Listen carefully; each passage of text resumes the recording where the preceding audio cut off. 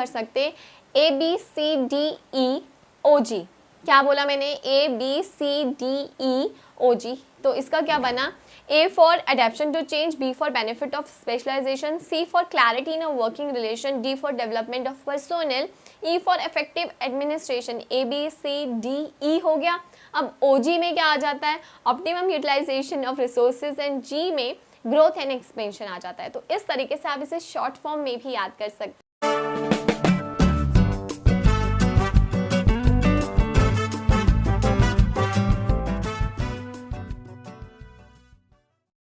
Hi twelfthies, welcome to easy way commerce classes. मैं हूं Tabitha और हम लोग कर रहे थे ऑर्गेनाइजिंग चैप्टर।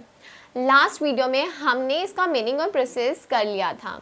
तो अगर वो वीडियो नहीं देखी ना, ये वीडियो नहीं समझ आएगी, क्योंकि इम्पॉर्टेंस करने वाले हैं इस वीडियो में। और इम्पॉर्टेंस ऑर्गेनाइजिंग की है, तो ऑर्गेनाइजिंग का अगर हमें मतलब नहीं पता है तो हम उसकी इम्पॉर्टेंस नहीं समझ पाएंगे।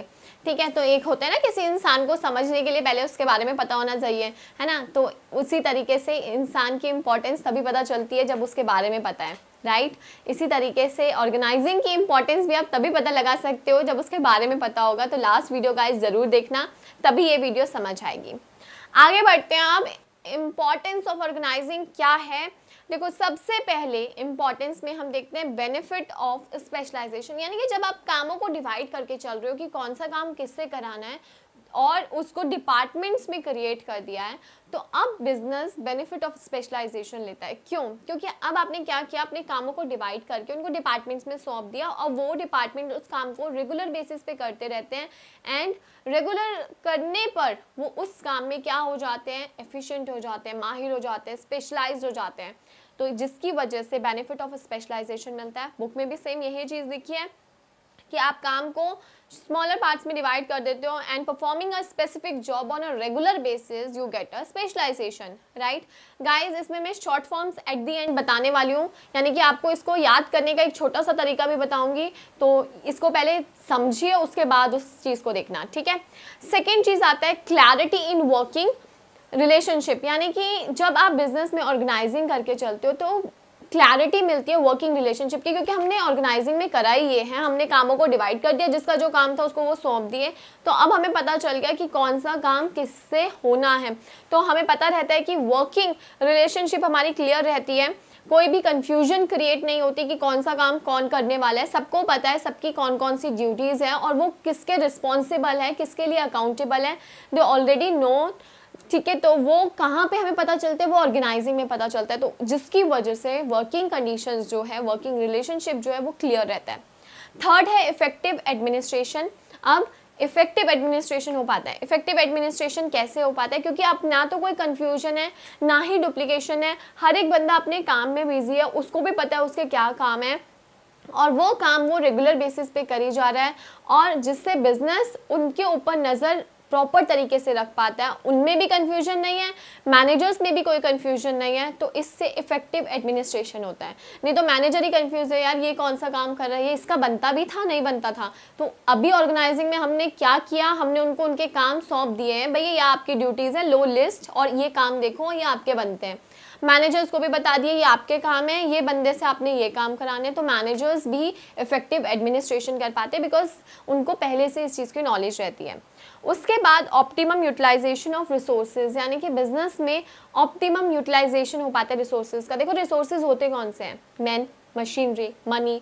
देखो मनी और मशीनरी को तो हम यूटिलाइज कर ही रहे हैं बिजनेस को चलाकर, राइट।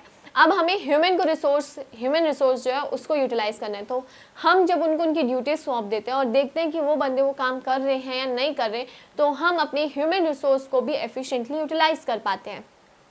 तो इसलिए हम ऑप्टिमम यूटिलाइजेशन ऑफ रिसोर्सेज हो पाता है, ना ही कोई डुप्लीकेशन होता, ना ही कोई कन्फ्यूजन होती। Expansion and growth. Now business can expand their departments. अगर उसको अपने बिजनेस को अपने डिपार्टमेंट एक्सपेंड करनी है, ग्रोथ करनी है, तो वो इजीली कर सकता है। बिकॉज हमें पता है अगर परचेज डिपार्टमेंट में ज़्यादा बर्डन है या परचेज डिपार्टमेंट में हमने एक न्यू लाइन अपने बिजनेस में स्टार्ट करी है, तो हम डिपार्टमेंट्स में बहुत ईजिली एक्सपेंशन कर सकते हैं। भाई हमें फाइनेंस में एक बंदा रखने की ज़रूरत है, परचेज में 2 बंदे रखने की ज़रूरत है, अगर मैं कोई न्यू बिजनेस स्टार्ट कर रही हूँ, तो यानी कि आप कोई भी एक्सपेंशन करना चाहते हो, ग्रोथ करना चाहते हो, तो आप इजीली कर सकते हो, क्योंकि सारी चीज़ें ना क्लियर एंड कट है, कोई कंफ्यूजन नहीं है, सबको पता है उनके ये काम है। अगर कोई नया काम आने वाला है तो भाई उसके लिए नया बंदा भी अपॉइंट कर लिया जाएगा, हमारे ऊपर नहीं थोपा जाएगा, बिकॉज हम लोग ऑलरेडी उस काम को और बतेरे काम है जिनको कर रहे हैं, ठीक है। तो एक्सपेंशन एंड ग्रोथ भी इजीली होता है। अगर आप नई बिजनेस में कोई लाइन ऐड करना चाहते हो तो वो भी कर सकते हैं, जो कि इजीली हो जाती है। इसके बाद है अडेप्शन टू चेंज, यानी कि बिजनेस में अगर कोई भी चेंज आता है तो वो भी इजीली अडॉप्ट कर लिया जाता है।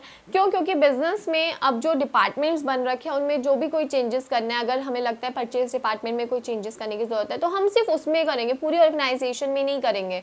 तो हर एक चीज़ में चेंजेस बहुत ज़्यादा कन्वीनियंट हो गए हैं। अगर एनवायरनमेंट में चेंज आता है तो हम अपने डिपार्टमेंट में भी ईजिली चेंजेस कर सकते हैं। तो चेंजेस हो जाते हैं, इस वजह से अडेप्शन टू चेंज है। कोई डिफ़िकल्टी नहीं रहती, कोई कन्फ्यूजन नहीं रहता, जिसमें चेंज लेके आना है हम उसमें ले आते हैं।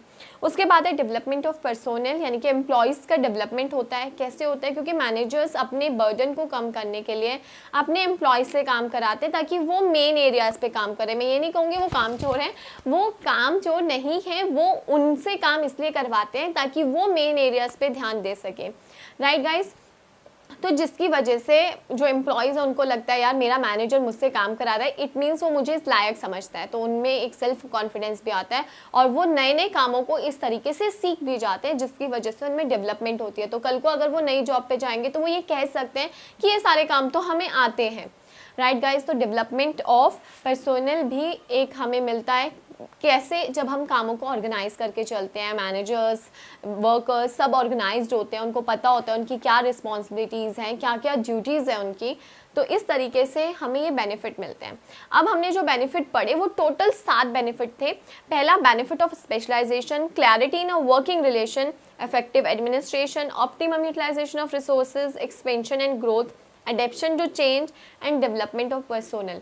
अब इसको याद करने का तरीका है, इनको पढ़ना है, समझना है, इसके बिना आप याद नहीं कर सकते।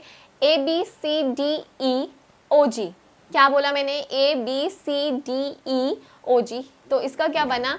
A for adaption to change, B for benefit of specialisation, C for clarity in a working relation, D for development of personnel, E for effective administration. ABCDE हो गया।